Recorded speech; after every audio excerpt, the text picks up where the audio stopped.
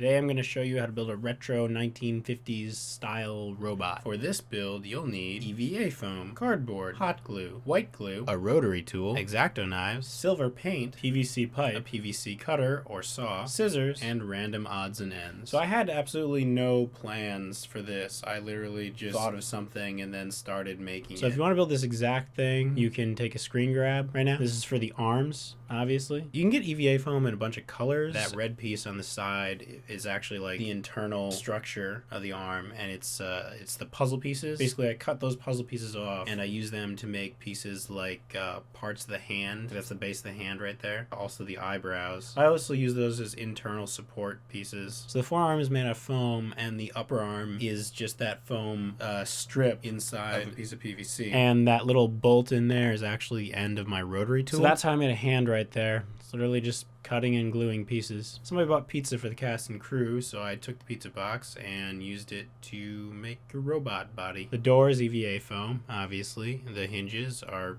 hinges. Now what our films called for was a robot that was incomplete and able to hang from that rack back there. So I built half a robot with a little loop in the back of its head that I could hang from that rack back there. So I thought maybe if I started making legs, I could finish this in time. So I built hips for the robot that were almost as wide as the body. The upper legs are made out of a cardboard tube of some kind. I don't know where it's from. I found it, and now it's part of a robot. I cut holes in them like this and stuck them through a piece of PVC pipe, and then stuck them inside the outer casing of the hips and hot glued that in place. That's the upper part of the legs. There's that little PVC adapter so that I can connect it to the rest of the body. This is how I made the feet. Now, since there are no plans, when you have to make a bunch of pieces that are the same, you draw one, you cut it, and then you use that piece to trace identical pieces onto foam, and then you cut those. Oh man, I didn't even film building the legs, did I? Wow, that's bad. Okay, so the legs are just made out of foam in much the same way that the forearms were made. So I hot glued all these pieces together, and to connect them, I just used a piece of foam. It'll bend because it's just foam. Now for the paint job, I had to seal all the foam parts of the robot in at least 5 layers of white glue. So what you do is you take a sponge brush, you paint it on, you let it dry, you paint it on another layer. The glue seeps into the foam, and then eventually it creates a coating, sort of like a plastic case around all the foam pieces, and that's a texture that you can actually paint on. Now this is a terrible paint job, but again, it was not supposed to look clean at all. If you want yours to look really clean, then what you can do after the glue layer is you can put a base coat of white and then do many coats of silver spray paint. It'll take you a week to get a perfect, even silver coat across the whole thing. So you really got to be patient. Also, if you want this to look a lot less haphazard, you can use hot glue along the edges to fill in the gaps and look like weld lines. Or you can use your rotary tool to sand down the edges so that they don't look so rough. But again, I was going for time here. None of these robots were going to get a close-up. So once these pieces were painted, I glued on the feet. About an inch into the legs, there's a wall of foam. So I just glued the feet on there, held it in place till it dried. And I really went overboard with the hot glue here because the feet have to be really strong. Now, when I originally built this robot, I didn't know that I was going to build a lower half to it. I never planned for it to be able to stand on its own. So it's really more of a marionette. It's meant to either hang off of a rack or lie on a workbench or be positioned up against something. And if I ever make it move, I'm going to have to reinforce the crap out of it and completely redesign the midsection. Or just hang it from fishing line like an actual marionette, because it will not stand on its own. If you want to build a robot that stands on its own, then forget that spine section in between and just connect those two pieces like that, and also make a much lighter robot head. That head is like